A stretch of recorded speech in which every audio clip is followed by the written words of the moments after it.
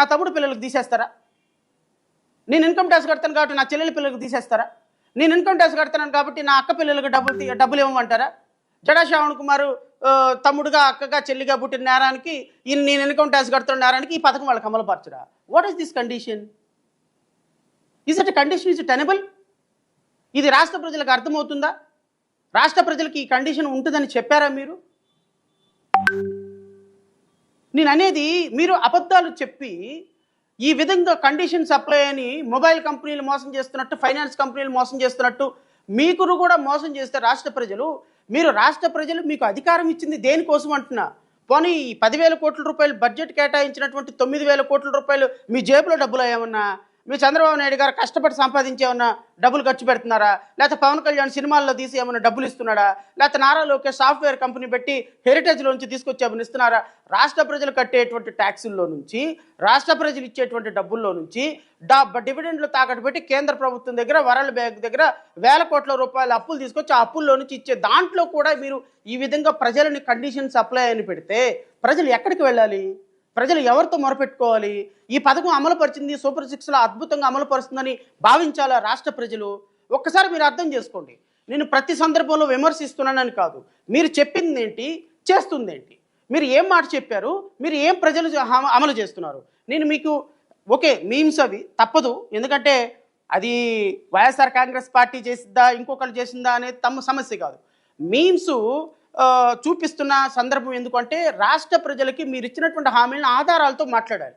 మేము అనలేదు కదా, మేము మాట్లాడలేదు అనే కాదు, ఇది ఒక్కసారి చూడమని రాష్ట్ర ప్రజలు కోరుతారు. నుంచి డబ్బులు తల్లుల అకౌంట్లో కూడా పడితే 13,000 రూపాయలు తల్లి అకౌంట్లో పడుతుంది, 2,000 రూపాయలు మెయింటెనెన్స్ గ్రాంట్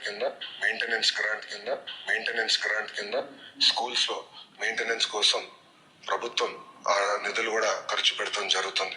మిమ్మల్ని ఎక్కడో చూసినట్టుందండి. అమ్మఒడి ఇస్తా అన్నాడు, ఏకంగా టాయిలెట్ మెయింటెనెన్స్, ఇతర మెయింటెనెన్స్ అని అమ్మఒడి నుంచి డబ్బులు లాగేస్తున్నాడు ఈ సైకో జగన్. 13,000 రూపాయలు తల్లి అకౌంట్ లో పడుతుంది, 2,000 రూపాయలు మెయింటెనెన్స్ గ్రాంట్ కింద అమ్మఒడి ఇస్తా అన్నాడు, ఏకంగా టాయిలెట్ మెయింటెనెన్స్, ఇతర మెయింటెనెన్స్ అని అమ్మఒడి నుంచి డబ్బులు లాగేస్తున్నాడు ఈ. గత ప్రభుత్వం 15,000 అని చెప్పి 14,000 ఇస్తే సైకోలు లేకపోతే ఇంకోటి అన్నారు కదా. నేను ఇప్పుడు అడుగుతున్నా నారా లోకేష్ని, మరి మిమ్మల్ని ఏ పేరుతో పిలవాలి? ఇప్పుడు మీరేం 15,000 అన్నారు, 15,000 నుంచి 13,000 ఎలిమినేట్ చేసి 2,000 రూపాయలు ఇక్కడ కూడా ఇచ్చారు. ఇదే an amount of rupees 2,000 per each student shall be deducted at source from the beneficiary and utilized for the overall development of educational ecosystem in the state. Educational ecosystem in the స్టేట్కి తల్లుల అకౌంట్లో నుంచి డబ్బులు పడాల్సిన డబ్బుల్లో నుంచి తీయమని ఎవరు చెప్పాడండి? ఇప్పుడు మీరు 1,000 రూపాయలు తీసినందుకే గత ప్రభుత్వంలో ముఖ్యమంత్రి గారిని సైకో అంటే, 2,000 తీసినందుకు మిమ్మల్ని ఏమనాలి? సైకో కంటే ఇంకా పెద్ద పదం ఇంకా ఏదన్నా వాడాలా?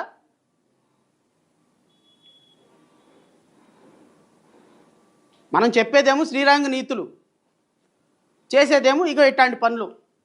అధికారంలోకి రాకముందేమో ఒక మాట, అధికారంలోకి వచ్చిన తర్వాత ఏమో ఇదే. అంటే బహుశా 6 నెలలు పరిచయాలు అయితే వాళ్ళు అవుతారన్నట్టు, పాప 6 నెలల పరిచయం, సంవత్సరం 6 నెలలకే 6 సంవత్సరం అయింది కదా. మన జనసేన గారి పవన్ కళ్యాణ్ గారి గాలి సోకినట్టుంది మీకు. మీరు కూడా గంటకు ఒక మాట, పూటకొక రంగు మార్చేయడానికి ప్రయత్నం చేస్తున్నారు. ఓవరాల్గా గత ప్రభుత్వంలో 1,000 రూపాయలు డిడక్ట్ చేస్తే తల్లిదండ్రుల అకౌంట్లో నుంచి టాయిలెట్ల మెయింటెనెన్స్కి తీస్తే, మీరు అంటే టాయిలెట్ల మెయింటెనెన్స్కి తీస్తే అంటే ఇంకా ఒక విధంగా బెనిఫిట్ అది. ఎందుకంటే ఒక స్కూల్లో టాయిలెట్ బాగు చేసుకోవడానికి వాళ్ళకి ఆ ఖర్చుల్ని ఆ స్కూల్కి వాడుకుంటుంది. ఇప్పుడు మీరు ఏం చేశారు? ఈ 2,000 రూపాయలు ఓవరాల్ ఆంధ్రప్రదేశ్లో ఎకోసిస్టమ్, ఆంధ్రప్రదేశ్లో ఎడ్యుకేషనల్ సిస్టమ్ను బాగు చేయడానికి 2,000 రూపాయలు లాగేశారు. ఎవడికి వాడతాడు? ఎవడికి తెలియదు. వాడతారో లేదో ఎవడికి తెలియదు. ఇది వాడకుండా మీ అకౌంట్లో డబ్బులు వేసుకుంటారా? ఎవడికి తెలియదు. దీనికి ఆడిటింగ్ ఉంటుందా? ఎవడికి తెలియదు. రైట్ ఇన్ఫర్మేషన్ కింద అడిగితే this information is not available from our end అంటారు. మళ్ళీ మా తగుదనమ్మా అని మీ హోమ్ మినిస్టర్ వచ్చేసి అడగండి ఆర్టీఏ మీద ఇవ్వటానికి రెడీగా ఉన్నాం. మా ప్రభుత్వం చంద్రబాబు నాయుడు గారి ప్రభుత్వం రామరాజ్యం, మా రాజ్యంలో మర్డర్లు ఉండవు, రేపులు ఉండవు అని మాట్లాడతారు. రైట్ ఇన్ఫర్మేషన్ కింద అడగరు. చెప్పింది చెయ్యరు, చేసింది చెప్పరు, చెప్పేది చెయ్యరు. ఏం చెప్తున్నారో అర్థం కాదు, అర్థమైతే మాట్లాడటానికి లేదు, మాట్లాడితే కేసులు పెడతారు, కేసులు పెట్టి లోపలేస్తారు. అదేమనంటే రెడ్ బుక్ రాజ్యాంగం అంటారు. నేను అనేది